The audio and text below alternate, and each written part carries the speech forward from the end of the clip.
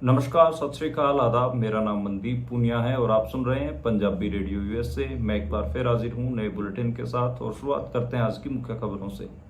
आज Indian parliament के दोनों हाउसेज लोकसभा और राज्यसभा को एक दिन के लिए सस्पेंड कर दिया गया। दोनों हाउसेज में खूब हंगामा हुआ। विपक्ष नीट पर चर्चा करना चाहता था लेकिन स्पीकर्स ने उनको अलाउ नहीं किया।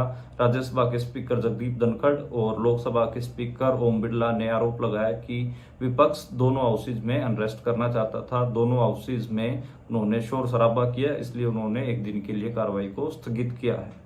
कांग्रेस पार्टी ने दोनों हाउसेज के स्पीकर्स पर उनके नेताओं के माइक बंद करने के आरोप लगाए हैं। राज्यसभा के स्पीकर जगदीप धनखड़ पर मल्लिकार्जुन खड़गे के माइक बंद करने का आरोप लगाया गया है और राहुल गांधी नीट की परीक्षा के ऊपर बोल रहे थे, नीट पर चर्चा करना चाह रहे थे, उनका माइक स्पीकर ओम बिरला द्वारा बंद किए जाने का आरोप कांग्रेस ने लगाया है। नीट परीक्षा को लेकर देश में लगातार हंगामा हो रहा है। इसको लेकर शिक्षा मंत्री धर्मेंद्र प्रधान को संसद भवन के बाहर पत्रकारों से सफाई देनी पड़ी। धर्मेंद्र प्रधान ने कहा कि वो कोई लिपापोती नहीं कर रहे हैं। सरकार के मुखिया के तौर पर राष्ट्रपति ने खुद अपने भाषण में इस बात का जिक्र किया है। सीबीआई इस पूरे मामले में लगी हुई है, किसी को भी नहीं छोड़ा जाएगा। झारखंड के साबका मुख्यमंत्री और झारखंड मुक्ति मोर्चा के बड़े नेता हेमंत सोरेन आज जेल से बाहर आए हैं। उनको कल झारखंड हाईकोर्ट से जमानत मिली है। उनका नाम तथाकथित जमीन घोटाले और मनी लॉन्ड्रिंग में जुड़ा था और वह लगातार 5 महीने तक जेल में रहे। अब वे जेल से बाहर आए हैं। तेज बारिश के कारण दिल्ली के इंटरनेशनल एयरपोर्ट के टर्मिनल नंबर 1 की छत गिर गई, जिसमें कैब ड्राइवर रमेश कुमार की मौत हो गई है और 6 से ज्यादा लोग घायल हुए हैं। कई गाड़ियां टूटने की खबर आई है और इस पूरे घटनाक्रम की विजुअल्स लगातार सोशल मीडिया पर वायरल हो रहे हैं। दिल्ली एयरपोर्ट की तरह ही कल जबलपुर एयरपोर्ट की भी छत गिर गई थी। उसमें कई सारी गाड़ियां नीचे दब गई। हालांकि किसी की भी जान का नुकसान नहीं हुआ है। कांग्रेस कह रही है कि नरेंद्र मोदी ने जिन जिन जगहों पर उद्घाटन किया है वहां से ऐसी खबरें आ रही हैं, चाहे अयोध्या हो, जबलपुर एयरपोर्ट हो या फिर दिल्ली एयरपोर्ट का टर्मिनल नंबर 1, इन सब का उद्घाटन नरेंद्र मोदी ने किया है और यहाँ से इस किस्म की खबरें आई हैं। पहली बारिश भी नहीं झेल पाई दिल्ली पूरी जलमग्न हो गई है। सारी दिल्ली में पानी भर गया है। पहली ही बारिश थी और जो आम आदमी पार्टी की बड़ी नेता दिल्ली नगर निगम की मेयर शैली ओबरॉय का दावा भी धराशायी हो गया है। उन्होंने 10 दिन पहले दावा किया था कि इस बार दिल्ली में पानी नहीं भरेगा। आम आदमी पार्टी ने पूरे इंतजाम कर दिए हैं, लेकिन दिल्ली पहली बारिश भी नहीं झेल पाई। ये थी आज की मुख्य खबरें। अब करते हैं इन खबरों का विश्लेषण और शुरुआत करते हैं पहली खबर से। जो आज की राजनीतिक बड़ी खबरें आई वो इंडियन पार्लियामेंट से ही आई। मैंने आपको पहले भी बताया है, पहले भी बुलेटिन में जिक्र किया है कि इंडिया में पार्लियामेंट सेशन चल रहा है और उन पार्लियामेंट सेशंस में पहले तो जो कुछ शुरुआत के कुछ दिन थे उनमें तो शपथ ग्रहण समारोह चले, जिसमें जो नए चुनकर एमपी आए थे उन्होंने शपथ ग्रहण की। और उसके बाद आज का जो दिन था, आज पूरा दिन हंगामा होता रहा। लोकसभा में भी हंगामा हुआ, राज्यसभा में भी हंगामा हुआ। कांग्रेस चाह रही थी कि नीट का जो पेपर लीक हुआ है उसके ऊपर चर्चा हो, लेकिन स्पीकर्स ने कांग्रेस के नेताओं के माइक बंद कर दिए। अगर हम लोकसभा की बात करें तो लोकसभा के स्पीकर हैं ओम बिरला। वहां पर जो लीडर ऑफ अपोजिशन है राहुल गांधी, जब उन्होंने बोलना शुरू किया नीट पेपर के ऊपर कि हम सबको मिलकर चर्चा करनी चाहिए क्योंकि देश के नौजवानों का सवाल है, तो जब वो बोल रहे थे तुरंत ही ओम बिरला ने उनका माइक बंद कर दिया और उन्होंने जो बीजेपी के नेता अर्जुन राम मेघवाल उनको बोलने के लिए खड़ा कर दिया। उसके बाद पूरा हंगामा हुआ और फिर जब हंगामा हुआ तो ओम बिरला ने एक दिन के लिए संसद के सत्र को ही जो पार्लियामेंट का सेशन था लोकसभा का उसको ही सस्पेंड कर दिया। ऐसा ही कुछ कहीं ना कहीं राज्यसभा में भी हुआ। राज्यसभा के स्पीकर हैं जगदीप धनखड़ और जब मल्लिकार्जुन खड़गे जो कांग्रेस के राष्ट्रीय अध्यक्ष हैं वो बोलने के लिए खड़े हुए, उन्होंने नीट के ऊपर बोलना शुरू किया तो जगदीप धनखड़ ने कहना शुरू कर दिया कि ये सब ऑन रिकॉर्ड नहीं जाएगा और बाद में उन्होंने उनका माइक बंद कर दिया।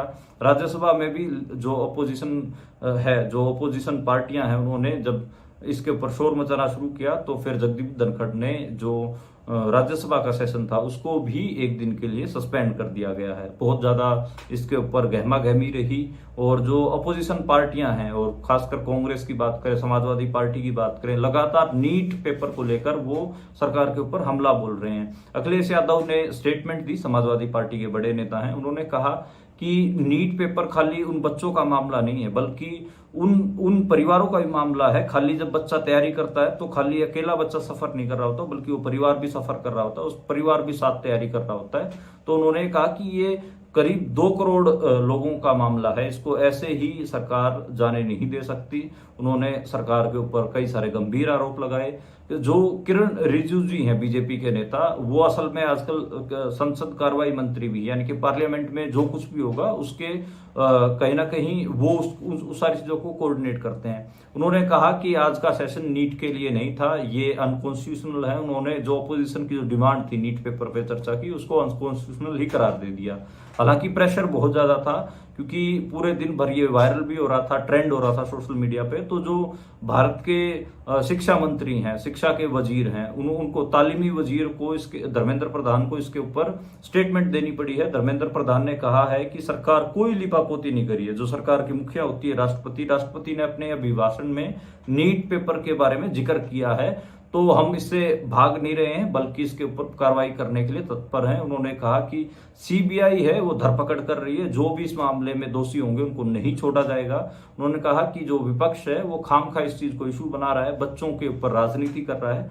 ये बात धर्मेंद्र प्रधान ने मीडिया को कही है। हालांकि हम देखें तो नरेंद्र मोदी हैं जो इस सरकार के मुखिया हैं, सर्वे सर्वा हैं, प्रधान सेवक नरेंद्र मोदी इसके ऊपर बिल्कुल चुप हैं। उन्होंने इसके ऊपर कोई बात नहीं की है।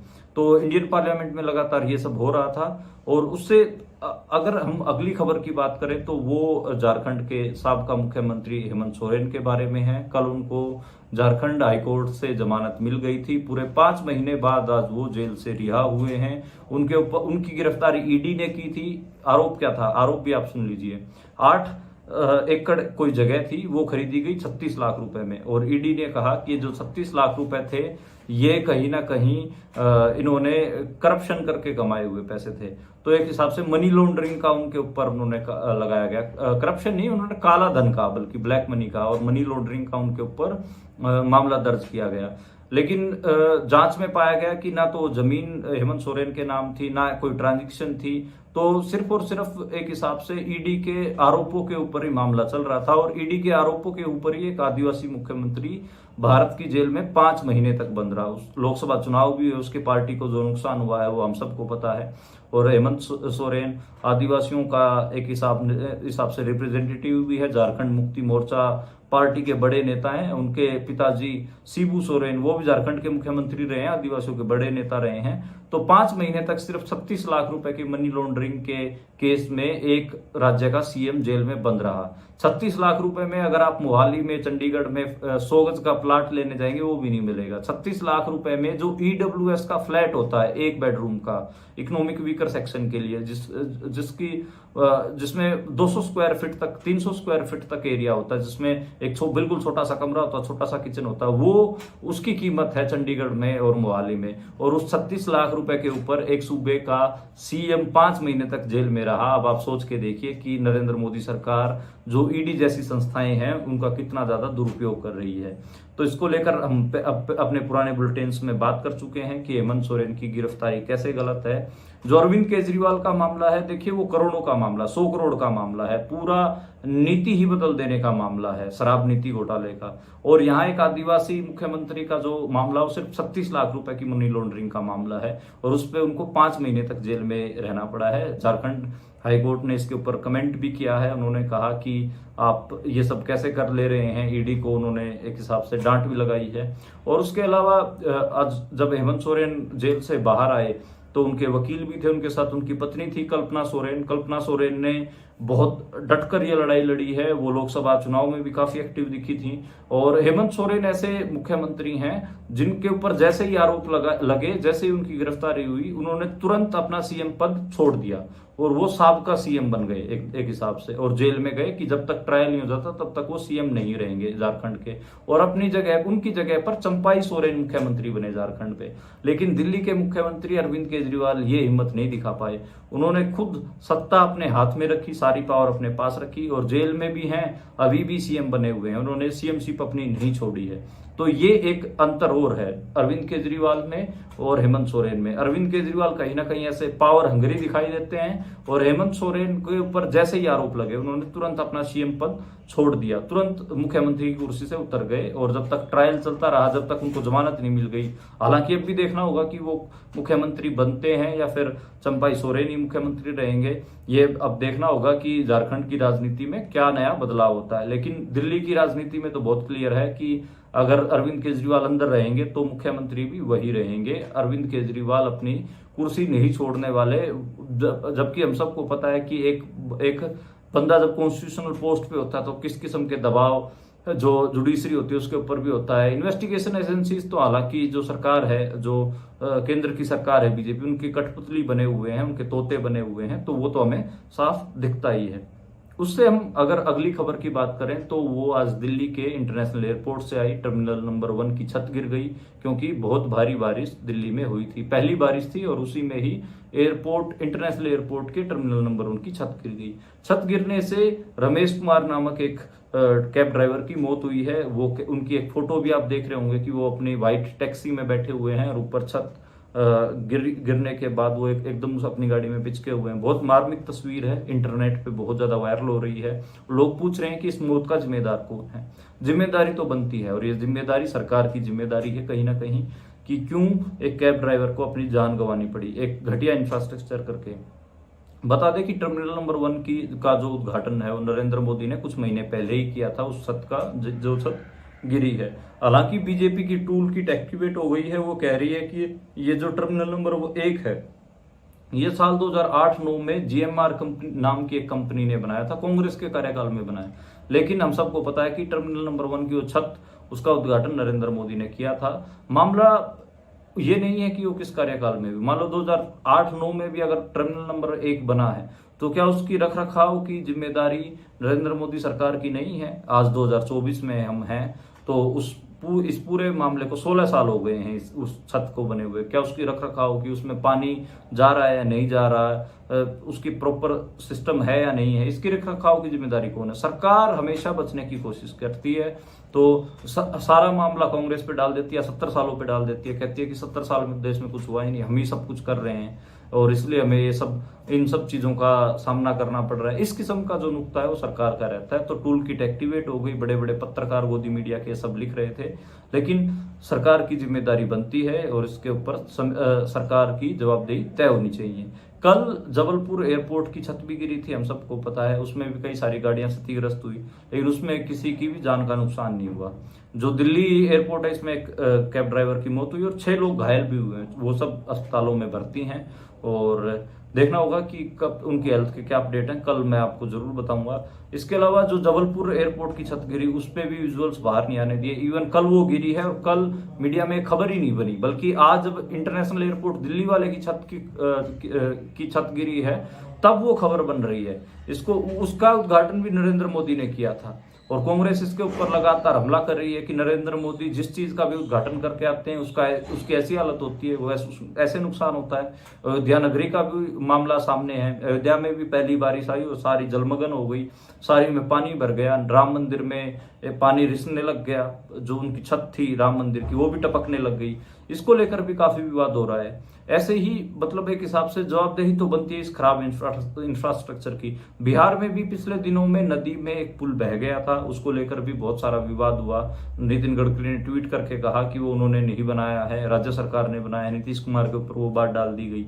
तो ये सब लगातार चलता रहता है, लेकिन जो एक करप्शन हो रहा है इंडिया में इन छोटी छोटी चीजों पे, इसका जवाबदेह कौन है? बहुत सारी कंस्ट्रक्शन कंपनियों से जिनको ठेका मिलता है, बड़े बड़े ठेके मिलते हैं, उनसे चुनावी बॉन्ड के जरिए नरेंद्र मोदी ने चंदा भी लिया हुआ है। वो जब इलेक्टोरल बॉन्ड की जब पूरा खुलासा हुआ था, सुप्रीम कोर्ट ने जब वो नाम बताने की बात कही थी, तो बहुत सारी कंस्ट्रक्शन कंपनियों ने बीजेपी को चंदा दिया हुआ था जिनको बड़े बड़े प्रोजेक्ट मिले हुए थे। अब अगर आप चंदा दो धंधा लो वाली नीति को अपनाएंगे कि यानी कि जो आपकी पार्टी को चंदा दे रहे हैं उनको आप धंधा दे रहे हैं, तो फिर वो ऐसे घटिया नकली माल तो लगाएंगे ही और उसका परिणाम ये होगा कि जो आम नागरिक हैं उनकी मौतें होंगी और ये सब हमको देखने को मिला है। उससे हम अगर अगली खबर की बात करें तो वो दिल्ली के बारे में ही है। दिल्ली में बारिश हुई, मॉनसून आया हुआ है और पहली बारिश थी, लेकिन दिल्ली पानी नहीं झेल पाई, सारी दिल्ली जलमग्न हो गई।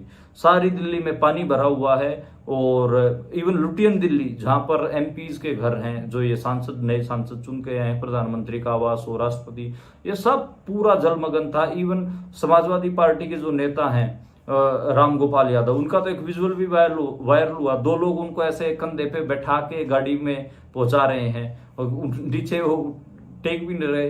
पर मिंटो रोड जो ब्रिज है, मैं दिल्ली में नौकरी करता रहा हूँ, इसलिए मुझे थोड़ी वहां की जगहों का मतलब बहुत पता है, आप लोगों को पता ना हो शायद, तो मैं बता देता हूँ कि एक मिंटो रोड ब्रिज है, उसमें हर साल यही हाल होता है, वहां पानी भरता है और कोई ना कोई गाड़ी डूबती है। अब की बार भी विजुअल वायरल हो रहा है जिसमें एक गाड़ी, होंडा सिटी एक गाड़ी डूब गई है उसमें।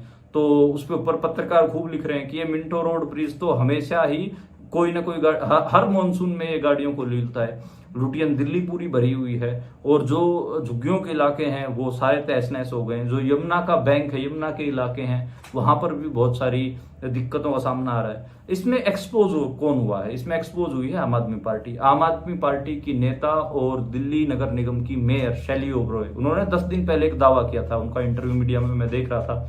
उन्होंने दावा किया था कि अब की बार दिल्ली तैयार है, दिल्ली में कोई जल भराव नहीं होगा, दिल्ली में कोई पानी नहीं भरेगा। लेकिन अब देखिए, पहली बारिश पड़ी और पहली ही बारिश में दिल्ली जलमग्न हो गई। तो उनका जो दावा था वो तो धराशायी हो गया है। आम आदमी पार्टी एक्सपोज हुई इस पूरे मामले को, जिस किस्म से इस पूरे ये बोलती है कि हम तो बहुत अच्छी गवर्नेंस देते हैं, हमारे कार्यकाल में, जब हमारी सरकार होगी तो सब होगा ही नहीं। तो आप देखिए, दिल्ली पूरी डूबी हुई है। हरियाणा के गुड़गांव में कम बारिश हुई है, जैसे ही हरियाणा के गुड़गांव में बारिश होगी, गुड़गांव भी डूबेगा। गुड़गांव भी हर बार डूबता है, बॉम्बे में भी दिक्कतें आती हैं, दिल्ली में भी दिक्कतें आती हैं, ये हम सबको पता है। और पिछली बार हरियाणा पंजाब में भी बहुत बुरी बाढ़ आई थी, हम सबको पता है कि घग्गर नदी बहुत उफान में चली थी। बाकी के जो और दरिया भी थे, चाहे सतलुज हो या रावी हो, वो सब भी बहुत ज्यादा उफान पे चले थे। और मेरे को लग रहा है कि अब की व्यास दरिया हो, वो भी काफी उफान पे चला था।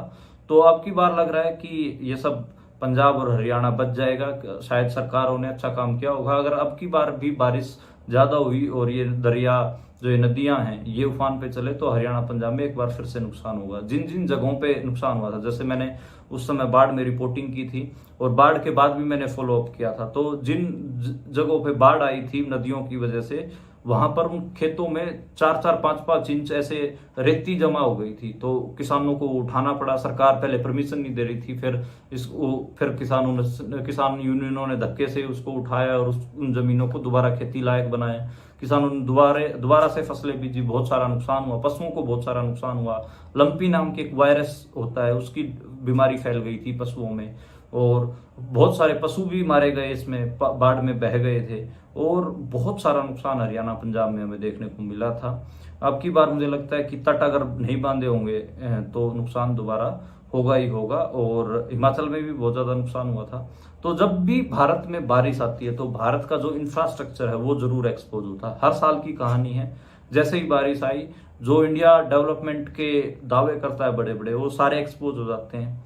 बड़े बड़े जो शहर हैं, महानगर हैं, वो सारे जलमग्न हो जाते हैं, शहरों में पानी भरता है, गांव में बाढ़ आती है, किसानों के खेतों में पानी आता है। जो पुल हैं सरकार के, जो सरकार पुल बनाती नदियों के ऊपर, नहरों के ऊपर, वो बह जाते हैं। ये सब हम देखते हैं। जो सीवेज सिस्टम है वो चौक हो जाता है, ये सब होता है। तो इस वजह से मैं तो ये कहता हूं कि जैसे ही इंडिया की बारिश आती है, अब वो पहली बारिश ही इंडिया के सारे जो डेवलपमेंटल सपने हैं उनको एक्सपोज कर देती है कि किस किस्म की डेवलपमेंट इंडिया में हो रही है। सारा बोलते ऐसे कि हमने 100 से ज्यादा स्मार्ट सिटीज बना दी, पर उन स्मार्ट सिटीज का हाल बहुत बुरा हो जाता है। पहली बारिश में वहां पर पानी खड़े हो जाते हैं, लोगों के घरों में पानी घुसता है और लोग बेहाल हो जाते हैं। इलेक्ट्रिसिटी कट और तमाम तरीके की दिक्कतें गरीबों को आती हैं। ये सब विजुअल आप तक भी पहुंचते होंगे।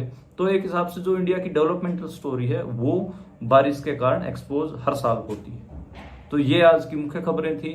और पार्लियामेंट सेशन चल रहा था तो हमने उसके ऊपर बात की कि इंडिया के पार्लियामेंट सेशन में क्या क्या बातें हुई। पार्लियामेंट सेशन में मैंने बताया कि जो दोनों स्पीकर हैं, जगदीप धनखड़ और ओम बिरला, वो दोनों ही बहुत बदतमीज हो रखे हैं और हम दोनों मेरे को तो लगता है कि पंचायत के स्पीकर उनको कोई ना बनाए, लेकिन उनको इतने बड़े पार्लियामेंट हाउसेज का स्पीकर बना रखा है, और हर बार वो जो ओपोजिशन है उनके माइक ऑफ कर देते हैं, और फिर जब शोर पड़ता है तो फिर वो जो पार्लियामेंट सेशन है उसको ही सस्पेंड कर देते हैं। तो इसके बारे में बात हुई, आज पूरा दिन इसके बारे में चर्चा हुई। इसके अलावा मैंने जो बारिश के कारण एयरपोर्ट के टर्मिनल की छत गिरने की बात हो, या फिर दिल्ली में ये सब होने की बात हो, उसके ऊपर बात की। कल हम दोबारा इसी टाइम मिलेंगे इसी तरीके की खबरों के साथ और नए विश्लेषण के साथ। आप देखते और सुनते रहिए पंजाबी रेडियो यूएसए। शुक्रिया।